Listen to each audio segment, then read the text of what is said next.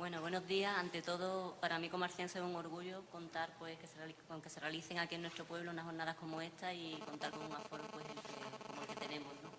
También pues, con Andrés y Fernando, que cabeza contigo, Javi, con el resto de los ponentes. Aunque hoy estemos para hablar un poco del presente y el futuro de la juventud, yo me quiero remontar un poco al pasado, aunque ya Andrés ha marcado algunas líneas en su intervención, porque la juventud como colectivo social es una creación relativamente reciente, ¿no? Hasta mediados del siglo pasado, la sociedad tradicional solo distinguía al niño del adulto. Desde la primera infancia, ¿no? Y con muchas bueno, y para muchos desde el principio de la pubertad, ¿no? Desde la infancia se pasaba directamente al mundo laboral. Todos conocemos a personas mayores que nos cuentan, ¿no? Pues yo con 7 años trabajaba aquí en la provincia de Cádiz normalmente en el campo, no me iba andando hasta un cortijo que había cerca de no sé dónde y estaba ya con edades tan tempranas como los 7 o los 9 años, estaban ya incorporados al mundo laboral. O bien un día mi madre me quitó el pantalón corto, me puso el pantalón largo y ya era un hombre, ¿no? Entonces, a raíz de ahí se empezaban a ejercer los roles de adultos y no existía el concepto de juventud como colectivo social diferenciado, digamos, ¿no? Ya remontándonos un poco más atrás con la industrialización, se empezó a formar o a necesitar, digamos, con el cambio de la sociedad, pues personas capacitadas para el trabajo, capacitadas y con cierta formación para ejercer oficios más específicos, y empezó a surgir el concepto de aprendiz, pero claro, esto era solo en las clases, esto era en las clases obreras, ¿no? Porque solo estudiaban las clases pudientes, luego no existía el concepto de juventud en sí, sino dependía de la clase social en la que naciera, existía el concepto de clase social y dependiendo del joven dónde naciese, en qué tipo de familia o de sociedad naciese, pues así tenía una serie de derechos o tenía otros, ¿no? Con la educación, ¿no? Yo creo que fue un paso muy importante cuando ya nació el concepto de escolarización como obligatoria, ¿no? El concepto de educación como un derecho, ¿no? Pues empezaron también a crearse, pues ya en las escuelas empezaron a permanecer los niños ya hasta que eran adolescentes como mínimo, ¿no? Y ya sí empezó a formarse este colectivo de una manera diferenciada, ¿no? Aparte de lo que supuso la educación, pues como superador de estas barreras sociales y el acceso, digamos, a todo el mundo a la educación, ¿no? Esta generalización de la educación, digamos, y unida pues ya a otros derechos laborales como la edad mínima laboral, ¿no? Y otra serie de conceptos, pues hizo que empezara a fraguarse este concepto de juventud como concepto, como colectivo específico. Esto evidentemente es así o ha sido así en nuestra sociedad occidental y en el conjunto de las sociedades occidentales, ¿no? Porque desgraciadamente en otros países que están en vía de desarrollo, como se suele decir, o que aún no han llegado a una democratización, pues no es así. Realmente todavía existen muchos casos en los que la infancia pues, es vulnerada, se explotan los derechos de la infancia, pero vamos, no es el tema de este debate, sino decir que hemos conseguido mucho, que hemos llegado a muchos logros, como bien apuntaba Andrés. Y esto es importante, creo, porque los jóvenes, como bien decía el compañero, han nacido ya en una época en la que todos estos derechos están adquiridos, han nacido en una democracia y muchas veces esos derechos los sienten como suyos y eso es bueno, pero no son conscientes de la lucha precedente que ha habido, la lucha que ha habido anteriormente pues, para conseguir ese estatus pues, que afortunadamente tienen hoy en día, ¿no? Uno de los conceptos que no me gusta, pero que existe muy extendido en la juventud, es el concepto de moratoria social, ¿no? Definen a los jóvenes como una moratoria social. Están en un compás de espera mientras se preparan o se forman para ejercer los roles de adultos, ¿no? Ese concepto de moratoria social pone la visión en el futuro de ese joven, pero lo que en ese caso se pierde, digamos, es el trabajo en el presente de ese joven. También sumamos a ello, ¿no? Sin querer extenderme mucho, pues el caso de un capitalismo de producción, que era fruto de la revolución industrial, a un capitalismo de consumo, pues en el que vivimos en la actualidad y conduce pues a la búsqueda, no nos engañemos, de nuevos objetos de mercado, ¿no? De nuevos objetos de consumo, de nuevos consumidores. Y así ya en la posguerra pues, nació el concepto de cultura juvenil, ¿no? Cultura juvenil como una cultura diferenciada del resto, en la que, pues, bueno, lo bueno o lo positivo que tiene dentro de ese mercado de consumo es que empiezan a visibilizarse pues los jóvenes como un grupo social específico, ¿no? Con sus propios gustos, aficiones, sus modas, sus costumbres, muy diferenciadas de las demás, que ya no son las del niño, pero que tampoco aún llegan a ser las del adulto, ¿no? Y a partir de ahí pues nace la clasificación que hoy es más comúnmente conocida, la perspectiva cronológica. Una perspectiva que, como veremos, pues también tiene muchos errores y conlleva muchos déficits a la hora de trabajar, digamos, con el colectivo de jóvenes desde la perspectiva cronológica. Existe un hecho biológico, como es el paso a la infancia y a la adolescencia, es un hecho que sí es universal, como hecho biológico que es. Evidentemente, desde los 10, 11 años que empieza la pubertad hasta los 14, 15 años, dependiendo de cada persona, que ya el niño es adolescente, ¿no? Pues a partir de ahí sí podemos decir que se deja la infancia y empieza la juventud. Tenemos más consensuado dónde empieza la juventud, pero no está tan claro dónde acaba la juventud, porque se empezó a consensuar, digamos, desde organismos como la Organización Mundial de la Salud, la ONU, ¿no?, desde 1983 ya, que la juventud pues era aquel periodo, aquellos jóvenes comprendidos entre los 14 y los 25 años. Evidentemente hoy en día y en la actualidad pues sabemos que con 25 años mucha gente sigue siendo joven, pero aún no ha adquirido, debido a los problemas que hay, de los cuales vamos a pasar a analizar seguro a raíz de todas las jornadas y las distintas ponencias, pues ese estatus a la vida adulta, con lo que ello supone, pues se demora cada vez más, ¿no?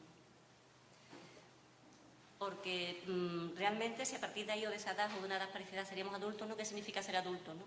Porque quiere decir que las necesidades que tiene el joven como adulto tienen que ser más o menos satisfechas.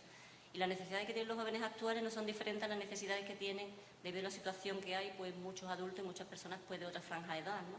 Una necesidad de emancipación, de autonomía económica, de encontrar un trabajo, de autonomía personal, de autonomía social, familiar, de crear su propia identidad social y personal, ¿no? Pero esta posibilidad de formar su propia vida se demora cada vez más, ¿no? Llegando a una situación de dependencia de los jóvenes que en muchas ocasiones, pues, y siendo generosa, puede perdurar hasta los 30, los 35, ¿no?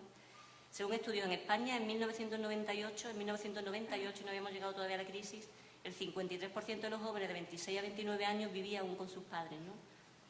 Y actualmente en la provincia de Cádiz, por ejemplo, según los datos del Instituto Nacional de Estadística, el 2012, de 1.207.343.000 habitantes, 320.899 son jóvenes de entre 16 y 34 años. Y la tasa de paro pues, está situada en torno a un 36,37%. Yo aquí quiero también hacer referencia a lo que ha comentado el compañero, ¿no? Que, bueno, que tiene que ver también un dato positivo y un dato para la esperanza, que también es la segunda, aunque sea la provincia de Andalucía con la tasa más alta de paro, pero según ha parecido oírte, la segunda de España en la que existe más número de emprendedores, ¿no? Dentro de la juventud, dentro de ese concepto de juventud, luego también es un dato esperanzador. Volviendo al concepto de la perspectiva cronológica, ¿no? Trabajar por los jóvenes desde esta perspectiva es irreal, porque evidentemente no son las mismas las necesidades de un joven de 17 años, ¿no? Que muchas veces, en muchas ocasiones está incluso todavía dentro del sistema formativo, que las necesidades de un joven de 25, que las necesidades de un joven de 34, ¿no? Entonces, a partir de todas estas necesidades que existen y a partir de la creación ya de este colectivo y consolidarse, pues se empiezan a desarrollar pues lo que se conoce como las políticas de juventud, ¿no? A partir de ahí existe una serie de jóvenes que tienen una serie de necesidades, pues se desarrollan las políticas de la juventud. Ya en el artículo 48 de la Constitución, pues hablaba que los poderes públicos promoverán las condiciones para la participación libre y efectiva de la juventud en el desarrollo político, social, económico y cultural. Quiero reflejar en esta ponencia una idea, ¿no? Y es que es muy difícil, a la vez que muy gratificante, ¿no? Trabajar con este colectivo, ¿no? Porque la juventud no es un grupo social, como hemos dicho antes, no es un grupo social heterogéneo, no es una masa homogénea, quiero decir. Dentro de esa juventud existen muchos individuos, muchos subgrupos, muchas subculturas, muchos que entre ellos, ¿no? Se unen, se alinean, se organizan, viven y se hacen visibles, ¿no? Pues dependiendo de su cultura o de sus necesidades, digamos, ¿no? Partiendo de la base de que los jóvenes tienen problemas específicos, pues suelen estar definidos estos problemas por organismos internacionales como la UNICEF, UNESCO, la ONU, ¿no? Y leo un poco que hablan sobre lo que ya hay escrito, ¿no? Que los problemas específicos de la juventud son la salud de la juventud, tanto física como psíquica, la sexualidad, la dependencia, el alcoholismo, el desempleo, la criminalidad juvenil, el embarazo adolescente. Pero todas estas líneas parten de la base pues, de la juventud como una edad problemática y vulnerable, ¿no? Yo creo que también hay que poner un énfasis en un concepto de necesidades más proactivo, más que vaya a ayudar a los jóvenes, aparte de que en esos aspectos hay que trabajarlos, por supuesto, a nivel preventivo, que vaya a ayudar a los jóvenes en aspectos pues, como su madurez física, social, emocional, la educación, la incorporación al trabajo, la autonomía, la independencia, el fomentar el espíritu emprendedor, digamos, y que sea un espíritu más proactivo el que utilicemos a la hora de trabajar con los jóvenes en vez de una visión basada pues, en las problemáticas de los jóvenes o de los jóvenes, como también comentaba Andrés, como una época conflictiva, ¿no? Pues todos estos aspectos que se tienden, pues, a los que se tiende a trabajar y a los que se tienen porque son los que a los que se tienen que enfrentar los jóvenes, sirven las bases, como dije antes, de las líneas programáticas de las políticas de juventud. Pero también tenemos que reflexionar un poco que tradicionalmente estas políticas de juventud están desarrolladas, digamos, se trabajan en sentido vertical, es decir, se trabajan desde el adulto, de la institución, hacia el joven, en sentido vertical. Creo que nosotros también está en nuestra obligación cambiar esa dinámica, cambiar esa verticalidad. El trabajo tradicional pues, se desarrolla de arriba hacia abajo, como he dicho. no existe fuera de, siguiendo integrando un poco en el concepto de la juventud, ¿no?, como colectivo específico, al menos en Andalucía no existe, no sé en otras regiones, concejalías, por ejemplo, de infancia, ¿no? Se supone que la infancia pues, es una época en la que hay que proteger los derechos, una época vulnerable, y están integrados normalmente dentro de los asuntos sociales. Y existen concejalías o delegaciones, por ejemplo, del mayor, ¿no?, de la tercera edad, o cualquier eufemismo que queramos utilizar para referirnos a las personas que ya, digamos, han finalizado su vida activa, su vida laboral, y que tienen pues otra serie de necesidades que vuelven a ser diferentes al resto, ¿no? Pero sí existen unas concejalías de juventud, y yo creo que es importante, porque es la única concejalía que existe con un nombre propio para desarrollar políticas propias, ¿no? Eso por un lado es importante, pero también haciendo una pequeña crítica, ¿no?, al sistema como está establecido muchas veces los ayuntamientos, porque al hablar de concejalía hablo de ayuntamientos, lo que es juventud pues se considera el hermano pequeño, ¿no? Están las grandes áreas, el área de urbanismo, infraestructura y obras, ¿no?, el área de cultura, asuntos sociales, y después las concejalías con las que muchas veces, o las palabras con las que más nos solemos a veces cuando queremos proponer cambios, que es juventud, que es educación, son tratadas a todos los efectos, incluso a niveles presupuestarios, a todos los niveles, pues como hermanos pequeños, ¿no? Las competencias están distribuidas entre las demás y muchas veces pues acabas, si no fuese, porque hay personas, ¿no?, luchando para cambiar esa inercia, acabas diseñando, realizando pues programas que te vienen impuestos desde fuera, desde el IAJ, desde porque no tiene muchas veces recursos propios, desde el Instituto Andaluz de la Juventud, ¿no?, desde el Instituto Nacional de Juventud, y acabas cayendo en la línea programática. Y pienso que esa línea, que en nosotros está ese cambio, y que es una de las cosas que podemos, ¿no?, cambiar, terminar con esa línea programática y hacer que los jóvenes pues emerjan como colectivo específico en la sociedad, pero que emerjan realmente, ¿no?, que adquieran un rol protagonista, ¿no? Y para ello hay que conocerlo como son en realidad. No se puede trabajar programando desde arriba hacia ellos, hay que integrarse con ellos y trabajar con ellos. Y pasar, digamos, de hacer política de juventud a hacer políticas pues con la juventud y políticas desde la juventud. Yo creo que ahí está un poco el paso, ¿no?, integrar a los jóvenes en esa lucha, en ese cambio, y que realmente sean ellos los protagonistas de ese cambio social, ¿no? Por decir un poco, creo que eso es la idea que quiero que se quede un poco en la ponencia, ¿no?, que tenemos que trabajar con los jóvenes, y que son los jóvenes, no ya nosotros con los jóvenes, sino que son ellos mismos los que desde ellos mismos, también la línea que comentaba Andrés, pues tienen que decir qué es lo que quieren, qué es lo que se puede cambiar, cómo se puede cambiar y qué línea programática habría que llegar para llegar a ello, ¿no? Creo que desde Ciudadanos de Cádiz, ya centrándome un poco, ¿no?, en esta recién nacida, digamos, pero espero que tenga mucho futuro, organización, pues eso lo tenemos muy claro desde el principio. Los jóvenes en Ciudadanos de Cádiz, como bien sabéis, y todos los que sois jóvenes, ¿no?, se ha contado con ellos desde el principio. No es una parte más que, bueno, los jóvenes que trabajan, no.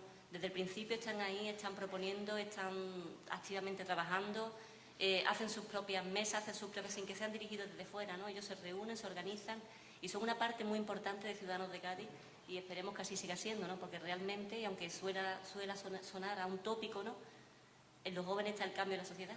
Los jóvenes de hoy son el futuro, o sea, son las personas que el día de mañana van a estar pues realizando estas ponencias. Bueno, hoy estáis ya sentados, pero me refiero en general, ¿no?, en el cambio social, y son por los que tenemos que apostar, por los que tenemos que luchar, y esa lucha debe partir también de ellos mismos, ¿no? Como dije anteriormente, pues en la provincia de Cádiz la juventud es un valor por sí mismo. No tenemos que empezar a digar los valores de la juventud. La juventud es un valor por sí mismo. En la provincia de Cádiz, como comenté antes, contamos con un activo, porque los jóvenes son un activo, de 320.899 jóvenes, ¿no?, de 16 a 34 años, y que muchas veces la sensación de que están buscando un lugar en la sociedad, y realmente no tendrían que buscar un lugar en la sociedad, tendrían que ser conscientes de que ese lugar ya lo tienen, ¿no?, independientemente también pues de todas las complicaciones que hay en día y que comenté al principio, ¿no?, de acceder al mundo de trabajo, de emanciparse, pero sea cual sea su situación, ese lugar ya lo tienen. Y entonces pues tenéis que haceros visibles. Y digo tenéis porque muchas veces cometemos también el fallo al hablar de juventud, de hablar en tercera persona, ¿no? Los jóvenes van a, los jóvenes son, y hay que dirigirse a ellos, ¿no? Vosotros tenemos que hablar con los jóvenes en segunda persona. Muchas veces yo leo incluso revistas editadas de juventud para la juventud y hablan en tercera persona, si están editadas para ellos, para que lo lean ellos, ¿no? Y te dicen eso, los jóvenes son los jóvenes, en vez de decir, bueno, tenéis, ¿no? Y olvidan la segunda persona al dirigirse al colectivo de los jóvenes. Y por eso digo que los jóvenes tenéis que haceros visibles, ¿no? Que no podemos pensar en vosotros como proyectos de futuro, sino como realidades del presente. Y únicamente porque tenéis mucho que aportar, vamos. Y para finalizar, pues, y haciendo un poco el espíritu de esto que he querido transmitir, ¿no?, voy a citar al humorista, al genial humorista gráfico y creador de viñetas, de historietas conocido, Quino, ¿no?, que escribió en una de sus viñetas tal vez algún día dejen a los jóvenes inventar su propia juventud. Y con esto, pues, agradeceros de nuevo vuestra presencia. Muchas gracias y ha sido un placer.